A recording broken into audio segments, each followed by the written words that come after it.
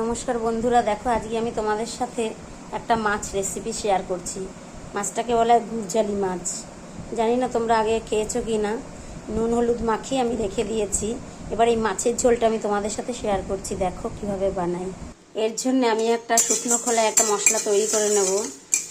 গোটা ধনে, শুকনো লঙ্কা আর গোটা জিরে আমি একটু বেশি করে ভেজে রেখে দিচ্ছি। মশলাটা আমি রেখে দিই, এর থেকে অল্প মাছের ঝোলে আমি লাস্টে ব্যবহার করব। আর দেখো এই মাছের ঝোলটা আমি আলু আর বেগুন দিয়ে করব রান্নাটা। আর এর জন্য আমি শিলে একটু আদা আর শুকনো লঙ্কা কাঁচা লঙ্কা বেটে নেব।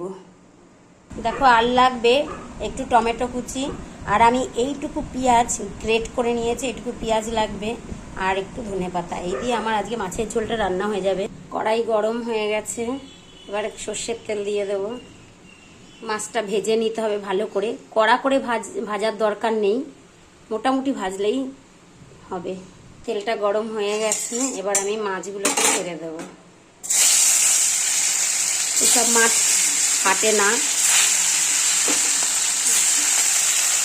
দেখো মাছটা আমার ভাজা হয়ে গেছে, এবার আমি এক একটা করে মাছ তুলে ফেলবো।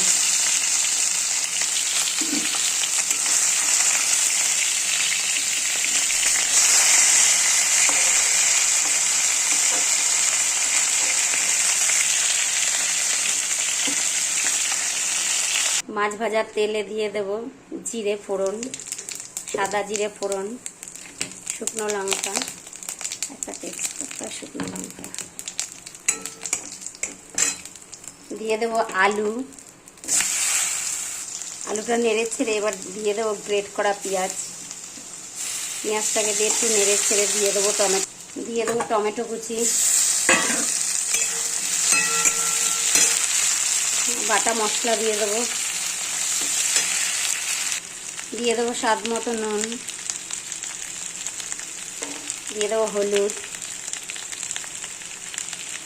এবার ভালো করে কষিয়ে এর মধ্যে আমি বেগুনটা দিয়ে দেবো।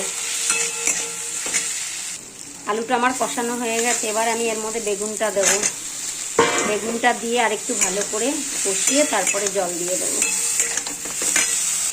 দেখো আলু বেগুন দিয়ে কষানো হয়ে গেছে, এবার আমি এর মধ্যে জল দিয়ে দেবো। ফুটে গেলে আমি মাছটাকে এর মধ্যে দিয়ে দেবো।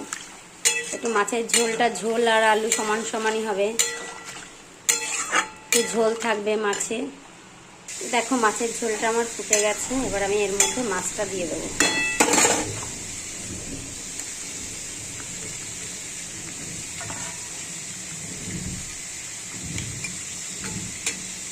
দেখো মাছের ঝোলটা আমার প্রায় হয়ে গেছে। এখন আমি ভাজা মশলাটা একটু ছড়িয়ে দেবো হালকা।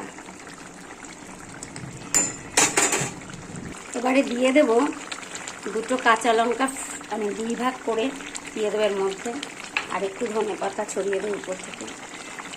দেখো প্রচুর মশলা দিলেই যে সবসময় ভালো লাগে তা কিন্তু না।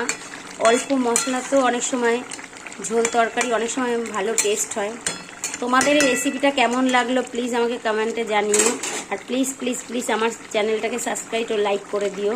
এখন আমার মাছের ঝোলটা হয়ে গেছে, এবার আমি তুলে ফেলবো। এবারে আমি তরকারিটা তুলে ফেলবো।